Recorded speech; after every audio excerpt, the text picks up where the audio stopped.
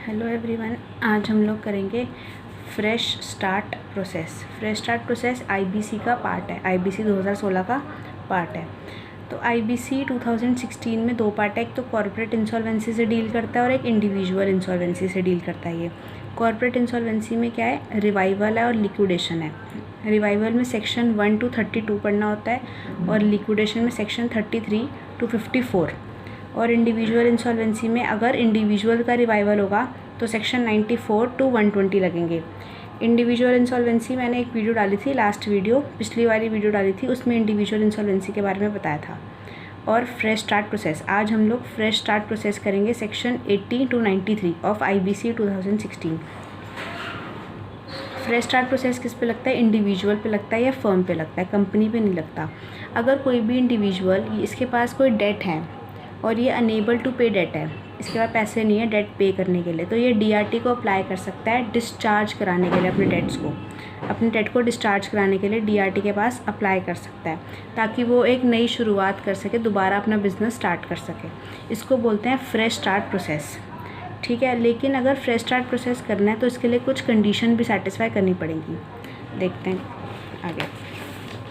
सबसे पहले सेक्शन 80 है। इस पर सबसे पहले कोई भी पर्सन या फिर कोई इंडिविजुअल या फर्म, कंपनी पे नहीं लगता सेक्शन, कोई भी इंडिविजुअल या फर्म पे लगता है, अनेबल टू पे डेट है और सेटिस्फाई करता है फॉलोइंग कंडीशन। अगर ये सारी नीचे दी हुई कंडीशन को सेटिस्फाई कर देता है तो फिर वो अप्लाई कर सकता है डीआरटी को फ्रेश स्टार्ट प्रोसेस के लिए,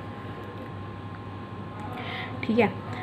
कंडीशंस क्या क्या है, उसकी gross annual income up to 60,000 होनी चाहिए। अगर कोई पर्सन अपने डेट को डिस्चार्ज कराना चाहता है, फ्रेश स्टार्ट प्रोसेस कराना चाहता है, तो उसकी ग्रॉस एनुअल इनकम कितनी होनी चाहिए, अप टू 60,000, 60,000 से ज़्यादा नहीं होनी चाहिए। और एग्रीगेट असेट्स अप टू 20,000 होने चाहिए, ठीक है। उसकी ग्रॉस एनुअल इनकम 60,000 होनी चाहिए, एग्रीगेट असेट्स 20,000 होनी चाहिए मैक्सिमम। और क्वालिफाइंग डेट कितनी होनी चाहिए, अप टू 35,000 होने चाहिए। क्वालिफाइंग डेट क्या होता है, सेक्शन 79 सबसेक्शन 19 में लिखा है। क्वालिफाइंग डेट क्या होता है, क्वालिफाइंग डेट वो डेट होता है जो डिस्चार्ज हो सकता है, विच कैन बी डिस्चार्ज। लेकिन क्वालिफाइंग डेट होता क्या है, एनी डेट इंक्लूडिंग इंटरेस्ट, कोई भी डेट जिसके साथ इंटरेस्ट जुड़ा हुआ है उसको क्वालिफाइंग डेट बोलते हैं। अगर कोई डेट इंटरेस्ट फ्री है तो फिर वो क्वालिफाइंग डेट नहीं माना जाएगा।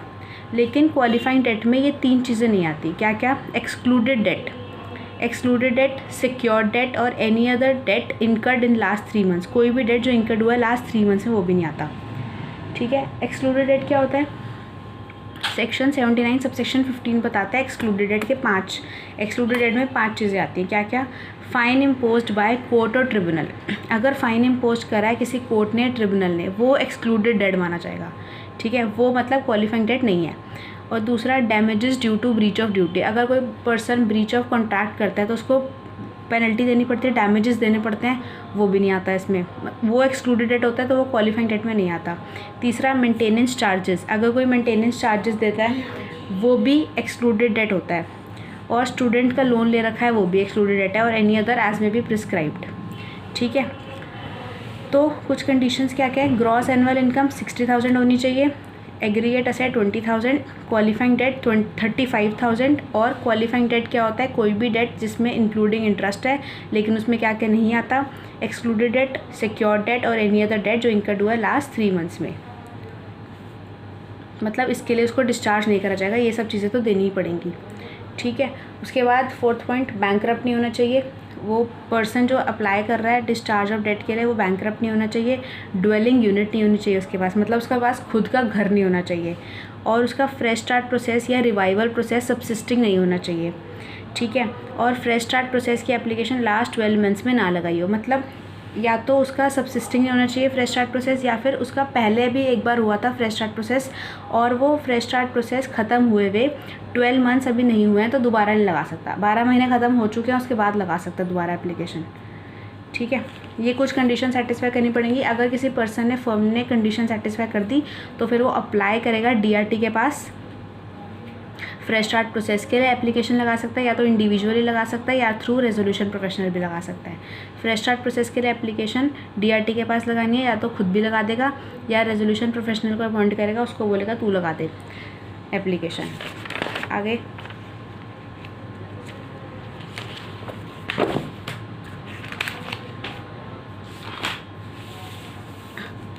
सेक्शन 82 ये क्या बोलता है, अपॉइंटमेंट ऑफ रेजोल्यूशन प्रोफेशनल। जब भी एप्लीकेंट एप्लीकेशन लगाएगा डीआरटी को, किसके लिए, फ्रेश स्टार्ट प्रोसेस के लिए। या तो दो केसेस हैं, मैंने अभी बताया था, या तो अपने आप पर्सनली लगा देगा एप्लीकेशन इंडिविजुअली, या तो फिर थ्रू रेजोल्यूशन प्रोफेशनल लगाएगा। अगर उसने खुद एप्लीकेशन लगाई, इंडिविजुअली लगाई, तो डीआरटी के पास एप्लीकेशन चली गई, डीआरटी 7 दिन के अंदर इंटीमेट करेगा आईबीबीआई को, insolvency bankruptcy board of India को बताएगा कि मेरे पास एप्लीकेशन आई है और आप मुझे नॉमिनेट करके दो रेजोल्यूशन प्रोफेशनल। तो आईबीबीआई जो ये बोर्ड है वो 10 डेज़ के अंदर रेजोल्यूशन प्रोफेशनल को नॉमिनेट कर देगा और डीआरटी उसको अपॉइंट कर लेगा, ठीक है। या फिर एप्लीकेशन अगर लगाइए थ्रू रेजोल्यूशन प्रोफेशनल, तो डीआरटी के पास एप्लीकेशन लगाइए, डीआरटी 7 डेज़ के अंदर आईबीबीआई को, इस बोर्ड को इंटीमेट करेगा कि मेरे पास एप्लीकेशन आई है और कंफर्म करेगा कि रेजोल्यूशन प्रोफेशनल के अगेंस्ट प्रोसीडिंग नहीं चल रही। डीआरटी आईबीबीआई को बताएगा कि जो रेजोल्यूशन प्रोफेशनल ने एप्लीकेशन लगाई है वो सही है और ये जो रेजोल्यूशन प्रोफेशनल है इसके अगेंस्ट कोई प्रोसीडिंग नहीं चल रही है। और फिर ये बोर्ड एक्सेप्ट करेगा या रिजेक्ट करेगा। अगर इसने एक्सेप्ट कर लिया तो बोलेगा कि अपॉइंट कर लो इसी पर्सन को, ठीक है। अगर उसने रिजेक्ट कर दिया तो 10 डेज़ के अंदर क्या करेगा, 10 डेज़ में क्या करेगा, नॉमिनेट कर देगा न्यू रेजोल्यूशन प्रोफेशनल को, डीआरटी को अपॉइंट करना पड़ेगा, ठीक है। अब रेजोल्यूशन प्रोफेशनल अपॉइंट हो चुका है। रेजोल्यूशन प्रोफेशनल अब क्या करेगा, section 83 examination of application by resolution professional. जब अपॉइंट हुआ, after appointment of resolution professional with in 10 days from the appointment, जब से रेजोल्यूशन प्रोफेशनल अपॉइंट हुआ है उसके 10 दिन के अंदर वो डीआरटी को एक रिपोर्ट बना के देगा। उसमें क्या करेगा, वो रिकमेंड करेगा डीआरटी को कि जो एप्लीकेशन लगाई है वो सही है या नहीं है, डीआरटी को एक्सेप्ट करनी चाहिए या रिजेक्ट करनी चाहिए, ठीक है।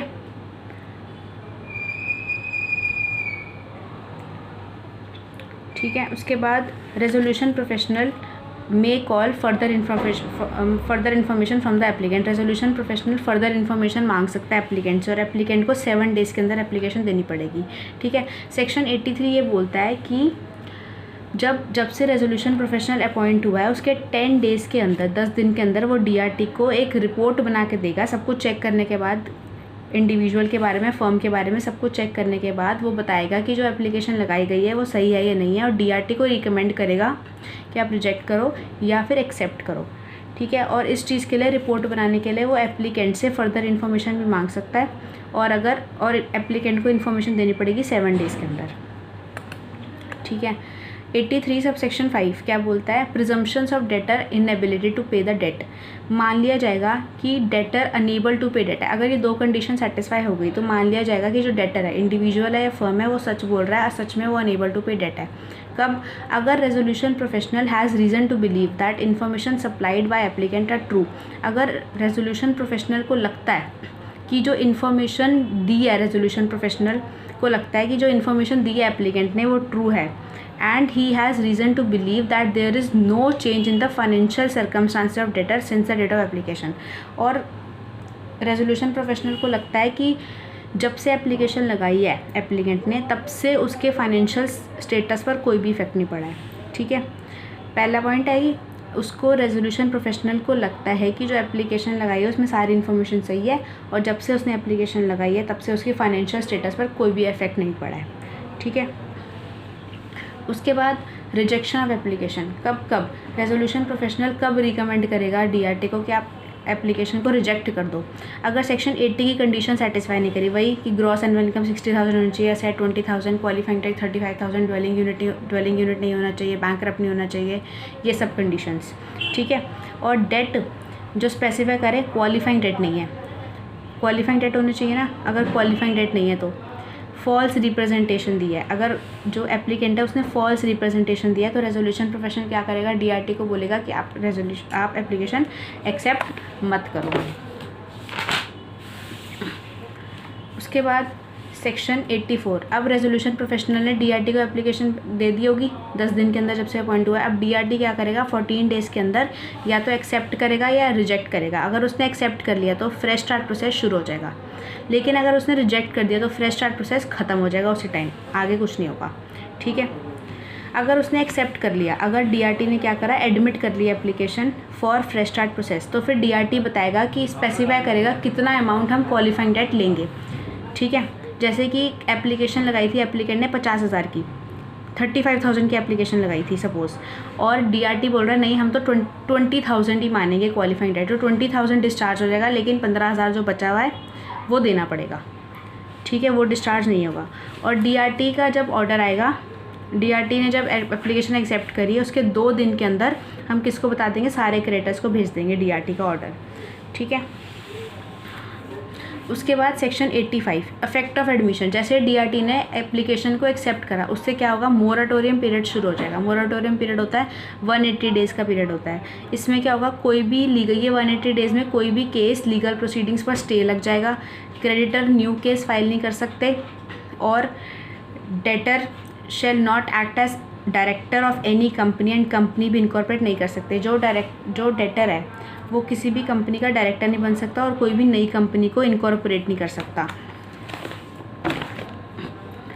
और debtor shall not alienate his assets, जो पर्सन है जो एप्लीकेंट है उसने एप्लीकेशन लगाई थी वो अपने असेट को नहीं बेचेगा। और debtor shall inform his business partner about starting of fresh start process, जो डेटर है वो अपने बिजनेस पार्टनर को बताएगा अगर फर्म है तो, ठीक है, ये सब होता है इसमें। उसके बाद सेक्शन 86 ऑब्जेक्शन बाय क्रेडिटर, अगर क्रेडिटर को कोई भी ऑब्जेक्शन है, जब ऑर्डर जो डीआरटी का ऑर्डर होता है 2 दिन के अंदर सारे क्रेडिटर्स को भेजना पड़ता है, अगर किसी क्रेडिटर को ऑब्जेक्शन है तो वो अपील कर सकता है 10 डेज़ के अंदर, किसको, रेजोल्यूशन प्रोफेशनल को अपील करेगा from the date of intimation of order of DRT, ठीक है। ग्राउंड ऑफ अपील, किस ग्राउंड पे अपील करेगा, इंक्लूजन ऑफ डेट कर लिया था बट करना नहीं चाहिए था, कि उसने बोल दिया कि मेरा डेट इंक्लूड कर लिया तुमने क्वालिफाइंग डेट में, वो तो डिस्चार्ज हो जाएगा, पे तो होगा नहीं, तो उसको लग रहा है कि पे इंक्लूड कर लिया क्वालिफाइंग डेट में लेकिन इंक्लूड होना नहीं चाहिए था। एक तो इस ग्राउंड पे कर सकता है, दूसरा इनकरेक्ट डिटेल्स, वो बोल रहा है क्रेडिटर कि जो डेटर है उसने इनकरेक्ट डिटेल्स बताई हैं आपको, इस ग्राउंड पे भी वो अपील कर सकता है रेजोल्यूशन प्रोफेशनल को 10 डेज़ के अंदर, ठीक है। साथ में उसको एविडेंस भी देने पड़ेंगे, साथ में प्रूफ भी देगा कि क्या ऐसे क्यों बोल रहा है। उसके बाद जो रेजोल्यूशन प्रोफेशनल है कंसीडर करेगा सारे ऑब्जेक्शंस को, फिर वो 10 डेज़ के अंदर एक्सेप्ट करेगा, रिजेक्ट करेगा। रेजोल्यूशन प्रोफेशनल कंसीडर करेगा जो भी ऑब्जेक्शन आए क्रेडिटर के, फिर वो नेक्स्ट 10 डेज़ में या तो एक्सेप्ट करेगा या रिजेक्ट करेगा, ठीक है। फिर रेजोल्यूशन प्रोफेशनल फाइनल लिस्ट बनाएगा क्वालिफाइंग डेट की और एप्लीकेशन लगा देगा डीआरटी को for discharging the debt. Resolution professional क्या करेगा, फाइनल लिस्ट बनाएगा क्वालिफाइंग डेट की और किसको, डीआरटी को एप्लीकेशन लगा देगा डिस्चार्ज करने के लिए डेट को, ठीक है। और उसके बाद भी अगर ये जो रेजोल्यूशन प्रोफेशनल ने फाइनल लिस्ट बनाई है उससे भी अगर कोई डेटर या कोई क्रेडिटर एग्रीव्ड है रेजोल्यूशन प्रोफेशनल के डिसीजन से, फिर वो 10 डेज़ के अंदर अपील करेंगे डीआरटी को against the decision of resolution professional. 10 days के अंदर अपील कर सकते हैं डीआरटी को against the decision of resolution professional. और ग्राउंड्स क्या क्या होंगे अपील के, कि उसने डिफेंस अपॉर्चुनिटी नहीं दी, जो रेजोल्यूशन प्रोफेशनल है उसने क्या करा है, क्रेडिटर को या डेटर को डिफेंस अपॉर्चुनिटी नहीं दी, बायस है वो, और उसने सेक्शन 86 की रिक्वायरमेंट को कंप्लाई नहीं करा, ठीक है। और अगर फिर डीआरटी को लगता है, डीआरटी 14 डेज़ के अंदर एप्लीकेशन डिसाइड करेगा, या तो एक्सेप्ट करेगा रिजेक्ट करेगा। रिजेक्ट कर दिया उसने अपील को तो सब खत्म, जो उसने जो लास्ट लिस्ट बनाई थी उसके बेसिस पर डेट डिस्चार्ज हो जाएगा और बाकी सबको पेमेंट हो जाएगी, ठीक है। लेकिन अगर डीआरटी ने एक्सेप्ट कर लिया तो फिर वो आईबीबीआई को बताएगा, इस बोर्ड को बताएगा, और ये जो बोर्ड है insolvency bankruptcy board of India, ये एक्शन लेगा अगेंस्ट द रेजोल्यूशन प्रोफेशनल, ठीक है।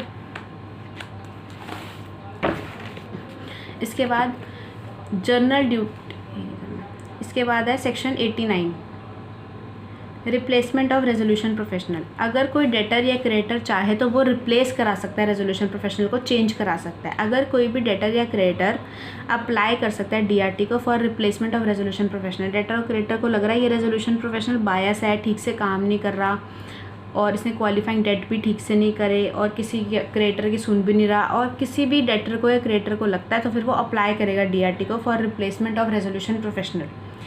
डीआरटी क्या करेगा, 7 डेज़ के अंदर ये रेफ़र कर देगा एप्लीकेशन बोर्ड को, insolvency bankruptcy board of India को रेफ़र कर देगा, और फिर ये बोर्ड 10 डेज़ के अंदर न्यू रेजोल्यूशन प्रोफेशनल नॉमिनेट कर देगा डीआरटी को। डीआरटी ऑर्डर दे देगा for appointment of new resolution professional, ठीक है।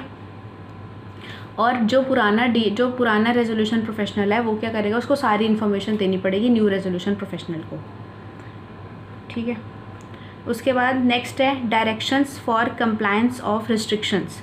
रेजोल्यूशन प्रोफेशनल अप्लाई कर सकता है डीआरटी को to place order to debtors restriction comply करें एंड फॉलो करें अंडर सेक्शन 88। जो सेक्शन 85 क्या था कि मोराटोरियम पीरियड,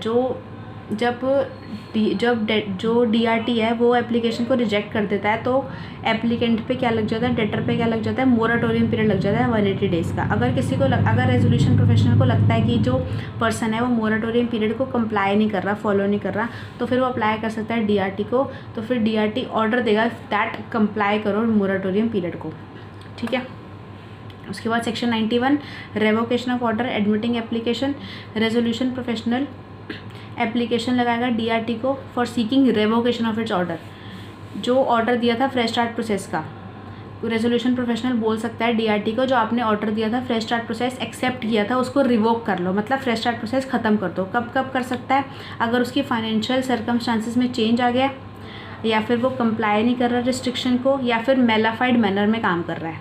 ठीक है, इसमें क्या बोल रहा है, रेजोल्यूशन प्रोफेशनल अप्लाई कर सकता है डीआरटी को कि रिवोक कर दो, जो आपने फ्रेश स्टार्ट प्रोसेस को ऑर्डर दिया था उसको रिवोक कर लो। और फ्रेश स्टार्ट प्रोसेस नहीं होना चाहिए डेटर का। किस ग्राउंड पे, अगर उसकी फाइनेंशियल सर्कमस्टांसिस चेंज हो गए, रिस्ट्रिक्शंस को कंप्लाई नहीं कर रहा है, या फिर मेलाफाइड मैनर में काम कर रहा है, तो फिर डीआरटी क्या करेगा, 14 डेज़ के अंदर या तो एक्सेप्ट करेगा या रिजेक्ट करेगा। एक्सेप्ट करेगा तो फ्रेश स्टार्ट प्रोसेस ख़त्म हो जाएगा वहीं पर, और अगर रिजेक्ट करेगा तो फ्रेश स्टार्ट प्रोसेस चलता रहेगा। इतना ही है फ्रेश स्टार्ट प्रोसेस। अगर आपको पसंद आए तो आप कमेंट करो, और अगर कुछ प्रॉब्लम भी लगी तो मुझे बताना कमेंट करके। Thank you very much.